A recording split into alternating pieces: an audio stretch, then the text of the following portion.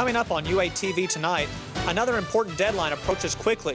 Find out how this will affect dreamers on our campus. A local library receives a massive donation. Find out what upgrades are coming. Plus, find out what the university is doing for students who feel like they've been affected by the Vegas tragedy.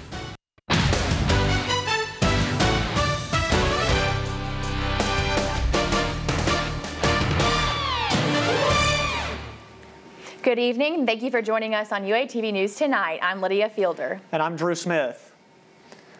The Las Vegas shooting that left 58 people dead and over 500 injured can impact people regardless of if they were directly involved. The university wants to make sure that students know where they can get help if they need it. UATV's Ramsey Minto is live with more. Rams. The Counseling and Psychological Services here on campus, or CAPS, actually received more calls to their crisis hotline than usual this Monday at Las Vegas. Now, CAPS has sent out tips on how to cope with this tragedy, including talking about it with others, helping other people, or being productive. However, one of the biggest things that you can do when something like this has happened is stepping away from the internet for a while. A lot of times students are on social media a lot, maybe watching TV, listening to the radio. You're constantly kind of ingesting media and the things that are going on that can also be affecting you too. CAPS wants students to know that regardless of if they were directly or indirectly affected by this tragedy, that they are not alone. Reporting live for UATV, I'm Ramsey Minto. The CAPS Crisis Hotline is a 24-hour service available to all students. And the CAPS Center in Pat Walker is open Monday through Friday, 8 in the morning to 5 in the afternoon. The UA student chapter of the Red Cross hosts a blood drive for people in need. Around 100 students signed up to volunteer. Student chapter officials say many students start to reach out to them about having a blood drive on campus because of all the tragedies. The goal of our drive now is just to help as many affected people as possible. So we're hoping that the blood raised will help help the deficit in Las Vegas, Florida, Texas, as well as in the Caribbean. The student chapter for the Red Cross says it can't choose where the blood goes, but it will go to the most in need. Drug dealers beware. Fayetteville police just released the September results on drug enforcement efforts. Fayetteville police arrested 21 people on drug-related charges. Police also took 79 grams of meth, 14 grams of fentanyl, and around $6,000 into evidence. The university's special education master's degree program ranks 3rd in the nation. This online degree program lists after the University of North Dakota and the University of Kansas. The degree is specifically designed to prepare future teachers to help students with special needs from grades kindergarten through 12. It's hot outside right now, but big changes are coming to our forecast. And thank goodness for that, Drew. UATV's Erica Rankin is live in the studio with your weekend forecast. It was a hot one today, and expect that for your weekend as well. Tomorrow we're going to be 83 and a low of 66, and it will be sunny all day. Saturday we're looking at a little more cloud coverage, high of 76, low of 57. Sunday we're back to hot again, sunny, high of 83, low of 62. Monday it's going to be high of 84, low of 54, so again still hot. And there might be some late storms in the afternoon, so be prepared for a little bit of rain like we've seen. And then Tuesday, we're going to be at 61 and a low of 52. So you might want to unpack your sweaters because it's going to be pretty chilly in the morning on Tuesday if you have an early class. So make sure you're prepared for that. That's all I have for you right now. Back to you guys. Thanks, Erica. Now, today marks the last day undocumented people can turn in renewal applications to a work permit program. What you see now is footage of the DACA protests this year. The news of DACA ending last month affected around 8,000 people in the state of Arkansas. UA officials say the program DACA opens up many doors for recipients. DACA has given them some sort of hope to their future, to becoming successful here in the U.S. and to have lives here, to raise their children, to be a part of their families, to keep their families together. Those accepted will get a 2-year work permit. One local library begins a renovation project and evolves into the new age. UATV's Blake Hines is live with the story. Yeah, that's right, guys. I'm out in front of the Fayetteville Public Library, and their expansion is going to involve the community.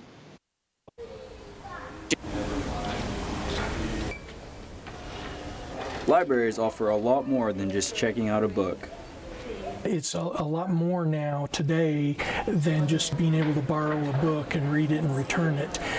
There's DVDs, there's movies, there's computers. Fayetteville Public Library wants to change the way libraries are looked at. The newer models of libraries becoming more like community centers, a place where people can come together, hear a speaker or an expert in a particular subject. The library plans on an 80,000 square foot expansion, nearly doubling the size of the current library, where former City Hospital used to be. We'll have much more space in order to accommodate larger groups of people and larger audiences. Those accommodations will be great for citizens of all ages to be able to play, learn, and enjoy the library. Sometimes Legos, maybe looking at books, or playing with other kids. Johnson hopes that there will be more community involvement on what the future of the library looks like. And this is a community process, and one of the things that we are looking to do is engage the community and have them come in and visit with our design teams. About half of the $49.3 million renovation will be raised through donations. The other half will be funded through a millage increase approved by Fayetteville voters.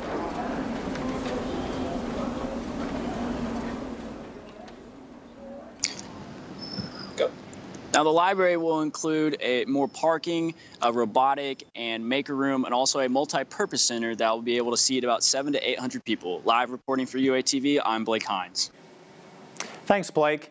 If all goes according to schedule, construction will begin in 2018, and the new facility will be open in 2021.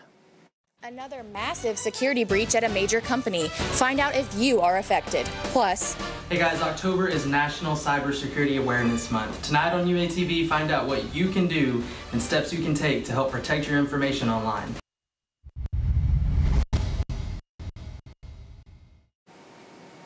Welcome back to the show. I'm Anna Thrash. Let's take a look at your world news. One major company hacks affects every single user account. Yahoo announces that security breaches occurred to 3 billion accounts. This widespread hack causes concern for some students. It's kind of scary just because, I'm signed up for all these different things. I don't want anyone to get my information, a hold of it from some account that I have online. The hack took users' names, email addresses, and passwords, but not financial information. The company will not release any information regarding the identity of the thieves. Our world is increasingly digital, from social media to paying bills to moving money from one account to another. Just about everything can be done online these days. But are we taking the right steps to keep our information safe? UATV's Chris Nunez is live with tips that will help. Chris? Cybersecurity Awareness Month, and as our digital lives are becoming a real part of our everyday life, it's never been more important than it is right now to protect your information online. And of course, there's some real steps that we can take. We all know what happened recently with the Equifax breach. So some of those steps include keeping your devices up to date on a regular basis. Whenever an update comes out, be sure to take it. I know a lot of us put it off, but it's best to update right away. Don't put too much personal information on social media. Be careful of clicking on any links, especially links in emails. Always log out of your personal accounts, emails, Facebook, when using any type of public computer or Wi-Fi, and using a long phrase or a long password really helps a lot. You're better off using what we call a passphrase, where you're going up to 64 characters, but you're using a phrase that's familiar to you, like it was the best of times, it was the worst of times. It's long, it's something you remember, but it takes much longer for it to be compromised. Steps that we can take, and everyone is encouraged to use their best judgment and to find out what is best for their personal devices. Reporting live for UATV. If you receive a suspicious email or feel your information has been compromised in any way, contact the university's security team at abuse@uark.edu. Tensions rise in Spain this week. Spain's highest court suspends a meeting in an attempt to block Catalonia's declaration of independence. So if the European Union were to be destabilized, or if there were to be, in a worst case scenario, some type of mini war or something in Spain that would affect the financial situation of Europe, which would then in turn affect the financial situation of the United States, because globally speaking, all of the markets are tied together. The Constitutional Court issues the suspension following a request from the Catalan Socialist Party, which opposes the secession. One choir practices their tradition through song. Find out how students are expressing their faith and culture through music. Right now we're at 83 degrees in the national state. When we come back from the break, we'll have your national weather.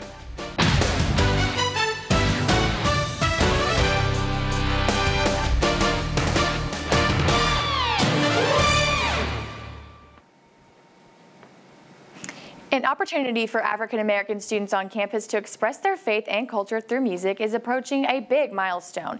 I got a chance to talk with an inspiring group of singers. Take a look. We go. In 1977, once a week from 6 to 9 p.m., a group of African American students at the University of Arkansas met in the Union to sing. 4 decades later, the U of A Inspirational Chorale is celebrating its 40th anniversary. Inspirational Chorale is the gospel choir here on campus, and it is a nice place for all of us to just come together and worship. It's something that the greater Fayetteville community can take pride in. Inspire director Dr. Jeffrey Murdoch has a mission to maintain the traditions of Black sacred music on campus. It's the longest running diversity initiative here at the University of Arkansas, and I think it just says a lot. The ensemble provides a forum where university students, regardless of ethnicity, can perform the various genres of the tradition. A friend told me about Inspire, and it was like 2 weeks into the choir at that point, but I came with her. I was immediately enveloped with love and the supportive community that I have so craved. It's that love that leads many different people to the choir, not just music majors. I was an engineering major. I'm a grad student. I go to law school, actually. Well, I'm a vocal music education major. Human development and family sciences with a child development concentration. Recent research shows that students who participate in Inspire for 1 or 2 semesters graduate college at a 64% higher rate than their peers. But for some, it goes beyond the diploma. I've heard so many stories about people who literally say that they owe their lives to having been in Inspire. Like giving them a friend circle that prevented them from committing suicide or from going down the wrong path, and having a community of friends and loved ones who kind of helped lift them in difficult times. And I hated school, and I was got the dropout, and I was gonna leave. I was done. But then I got in Inspire, and it is my favorite thing about this school. Yeah. The chorale will perform their 40th anniversary celebration concert at the Walton Arts Center October 20th with the University Symphony Orchestra and Grammy Award winner Richard Smallwood. Tickets are available from the Walton Arts Center. Reporting for UATV, I'm Lydia Fielder. If you walked around campus today, you might have gotten a little sway. You're not alone. I was right there with you. Let's send it over to UATV's Erica Rankin with the weather. Yes, Drew, it was a hot one and a humid one today. I know my hair was frizzing up. Right now we are at 83 here in Arkansas, and it's pretty hot still on our side of the United States. Let's look at the next map. And we have our temperature change. From yesterday, we have had no change, but I hope it really gets into changing some into lower degrees. Let's take a look at the next one. This is the Doppler, and we have some rain in Oklahoma, and I don't think it will be here tonight, but we might get some showers next week. And that's all I have for you guys for your national weather. Back to you at the desk. Thanks, Erica. Well, the Razorbacks are headed to South Carolina tomorrow. Hear how the Hogs have prepared for the Gamecocks. And one Razorback is eligible for a prestigious award. Hear who coming up in sports. Welcome back to UATV Sports. I'm Katherine Hill. Let's talk some football. The Razorbacks head to Columbia for their first true road game of the season. Arkansas and South Carolina last played in 2013, but the series dates back to 1992. The Gamecocks have won the past 2 contests, but the Hogs lead overall 13-9. The key to South Carolina's attack is its quarterback, Jake Bentley. He ranks 3rd in the SEC in both passing yards per game and in total offense. The sophomore hits 62% of his passes, including 9 touchdowns this year. Last week, the Gamecocks set a season high in explosive plays for their loss in A&M, but we're unable to maintain a consistent offense. The Razorbacks are coming off a win against New Mexico State and its high-powered passing game. Senior linebacker Dwayne Eugene Jr. says this helps the defense moving forward. They prepared us, great for this week because South Carolina is a pass-heavy team and they do, some of the same things. Arkansas's offense leads the SEC with third down conversion rate of 50%. Helping the cause is wide receiver Jonathan Nance, who is tied for SEC lead and touchdown receptions with 4. Kickoff is 3 p.m. on the SEC Network. Arkansas All-American center Frank Ragnow was one of 30 players around the country up for the Senior Class Award, which stands for celebrating loyalty and achievement for staying in school. The athletes are judged on community, classroom, character, and competition. This is what Ragnow's resume looks like: a 3.3 GPA in recreation and sports management. He visits elementary schools to encourage kids to love reading. He hosted a Special Olympics competition in the spring and volunteers at the Northwest Arkansas Children's Shelter. The winner will be announced in January. Moving on over to the NFL, Panthers quarterback Cam Newton faces criticism for what many are saying is a sexist remark to a female reporter. A lot of pride in seeing your receivers play well. Devin Funchess has seemed to really embrace the physicality of his routes and getting those extra yards. Does that give you a little bit of an enjoyment to see him kind of truck sticking people out there? It's funny to hear a female talk about routes. It's funny. Rodrigo replied on Twitter saying, "I don't think it's funny to be a female and talk about routes. I think it's my job." She later made a statement saying his comment not only belittled her, but countless other women working similar jobs. The NFL spoke out saying Newton's comment is just plain wrong and disrespectful to female reporters and all journalists who cover the league. The yogurt company Dannon also cut advertising ties with the quarterback, saying his behavior is shocking and disheartening. And that's all the time we have tonight. For more sports talk, tune in at 8 o'clock for the Sports Advantage. I'm Catherine Hill. Coming up, we'll have one last look at your weather. Take one last look at your weather. Tomorrow, it's going to be a high of 83 and sunny, similar to today, but your humidity is going to be a little more at about 63. So make sure you put some hairspray on your hair if you have frizzy hair. Back to you guys. The Little Rock Zoo welcomes 2 new baby penguins. That's right. The chicks are the 8th and 9th hatchlings to be born since the exhibit opened in 2011.